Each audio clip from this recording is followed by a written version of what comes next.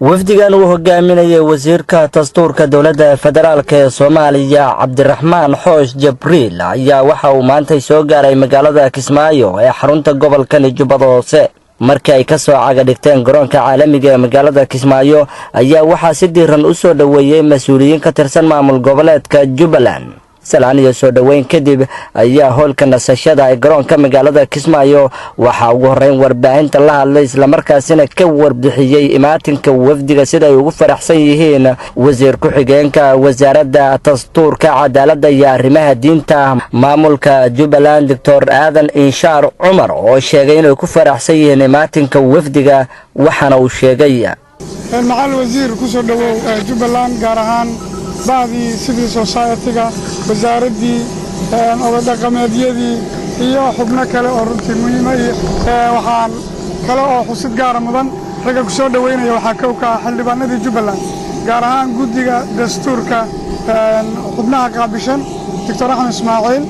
iyo xildhibaan Xujaale iyo xildhibaan Cabdi Qatar oo guddiga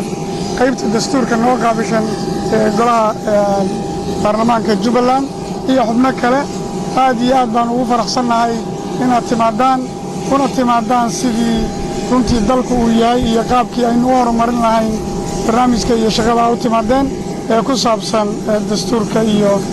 hawlihiisa aad baan idin soo dhaweynaynaa wasiirka dastuurka dowladda federaalka ee Soomaaliya Cabdiraxmaan Xoosh Jibriil oo isna dhankiisa hadalka qaatay ayaa sheegay in magaalada Kismaayo ay u yimaadeen sidii ururada bulshada rayidka iyo qaybaha kala duwan ee maamulka Jubbaland ay la wadaagi lahaayeen arrimaha dib u eegista dastuurka dowladda federaalka ee Soomaaliya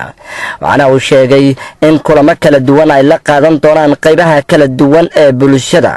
kaas oo lagu falanqeyn doono arrimaha dhinaca dastuurka mahad weyn noo ah aniga iyo wafdigaygaba inaan nimaano magaalada Kismaayo caasimada oo ah maamul goboleedka Jubbaland sababta uu nimana ay tahay wadatashidan la sameeynaa habraaci aan ku gaari lahayn dhamaystirka ama dib u eegista dastuurka horay wasaaradda dastuurka shaqaalaheeda xamar waa isku aragnay shirweyne waxyaalo badan oo soo qaadnay haddana waxaan rajaynaynaa madaxda sare iyo wasaaradda iyo xildhibaanada iyo guddiga dastuurka oo hadda Dr. Axmed Ismaaciil laga joogay iyo asxaabta kale iyo bahda bulshada rayidka inaan munaaqashadaas si laba u dhexgalnaa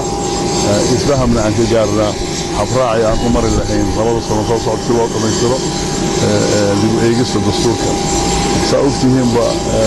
xukuumadda madaxweyne farmaajo iyo prime minister xasan khayre waxa ay wada tashiyo gobolada dhan iyo bulshada dhan qeybaha kala duwan kala tashanayso howlaha ama qorshe u yaala intaasi kadib ayaa wafdiga uu hogaaminaya wasiirka dastuurka dowladda federaalka ee Soomaaliya waxa loo gudbiyay guriga martida maamulka Jubbaland halkaas oo kulamo ay kula qaateen madaxweynaha maamulka Jubbaland Axmed Maxamed Islaan Axmed Madoobe iyo mas'uuliyiin ka tirsan maamul goboleedka Jubbaland kuwaas oo ay kala hadlayeen arrimaha socdaalkooda waxaana kulankaasi uu ka dhacay guriga martida ee ku yaalo xeebta magaalada Kismaayo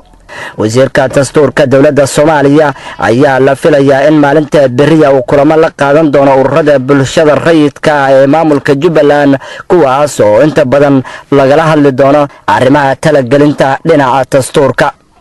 Maxamed Qaasim Cali Waxar TV-ga caalamiga ee SAB magaalada Kismaayo.